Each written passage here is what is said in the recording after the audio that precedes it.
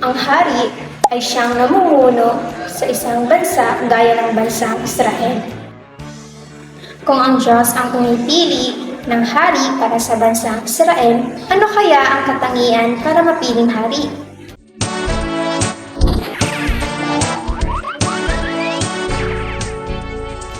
Kapayapaan at magandang araw sa inyo mga bata. Kamusta kayo? Tayo ngayon ay makikinig ng kwento mula sa Biblia na ang pamagat ay ginawang hari si David, unang Samuel 16, 1 hanggang 13. Si Samuel na isang propeta sa bayan ng Israel ay kinausap ng Panginoon. Sinabi ng Panginoon kay Samuel, "Hanggang kailan ka malulungkot para kay Saul? Ayaw ko na siyang maging hari sa Israel. Ngayon nga ay punuin mo ng langis ang lalagyang kurting sungay at pumunta ka kay Jesse na taga Bethlehem. Dahil pipiliin ko ang isa sa kanyang anak upang maging bagong hari sa Israel." Sumagot si Samuel, "Paano akong pupunta doon? Dahil pag nalaman ito ni Saul, siguradong papatayin niya ako." Sinabi ng Panginoon kay Samuel, "Magdala ka ng batang baka at sabihin mo na pumunta ka doon para maghandog sa Panginoon. Tawagin mo si Jesse at isama mo siya sa paghahandog at tuturuan kita kung ano ang iyong gagawin. Ituturo ko sa iyo kung sino sa mga anak ni Jesse ang pipiliin kong magiging bagong hari ng Israel." Sinunod ni Samuel ang utos sa kanya ng Panginoon at nagpunta siya sa Bethlehem.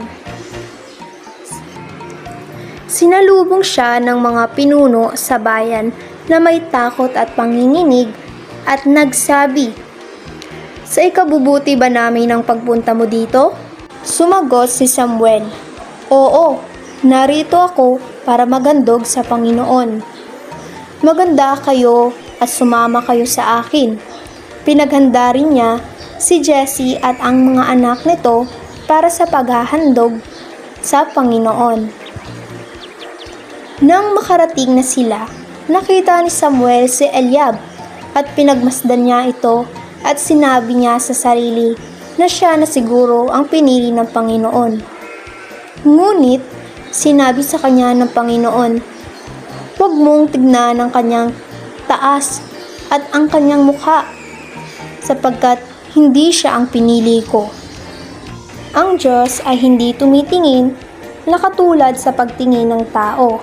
Sa pisikal tumitingin ang tao, pero ang Diyos ay tumitingin sa puso. Isa-isang tinawag ni Jesse ang kanyang 7 anak, ngunit isa man lang doon ay walang napili ang Panginoon.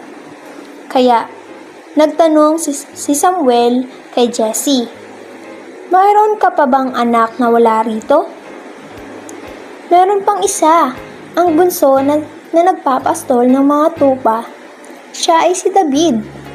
At sinabi na Samuel, "Ipasundon siya dito. Hindi natin sisimula ng paghahandog hanggat hindi siya dumarating." At dumating nga si David, galing sa pagpapastol ng mga tupa. Siya'y makisig na binatilyo at maganda ang mga mata. At sinabi ng Diyos kay Samuel, "Siya ang napili ko, buhusan mo siya ng langis." At binuhusan nga ng langis si David sa harapan ng kanyang mga kapatid, at sumakanyang lagi ang Espiritu ng Diyos. Pagkatapos ay umalis na si Samuel. Paano nga ba pumipili ang Diyos ng magiging hari ng Israel? Ang Diyos ay tumitingin sa puso, o kung may magandang kalooban ang isang tao, at hindi dahil lamang sa siya ay matikas o matipuno. Ano ang ibig sabihin nito? Mas mahalaga sa Panginoon ang magandang kalooban kaysa sa panlabas na kaanyuan. Ano-ano ang mga aral na dapat nating matutunan? Una, dapat nating matutunan na kahit anuman ang sitwasyon na pagdaanan natin ay manatili tayong sumusunod sa utos ng Diyos.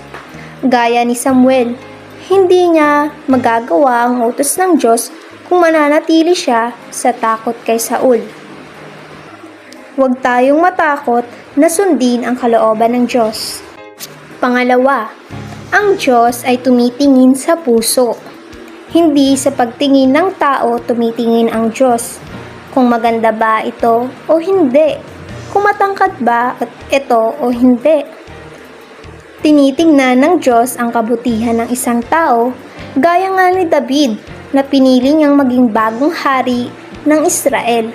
Kahit na si David ay bata pa, alam ng Diyos na mapaghaharian ni David ang Israel ayon sa kalooban ng Diyos. Ang ating memory verse sa araw na ito ay mababasa sa 1 Samuel 16 hanggang 7. For the Lord sees not as man sees, man looks on the outward appearance, but the Lord looks on the heart. Maraming salamat mga batang pamana. Kita-kits sa susunod na pagkakataon. Miss pa!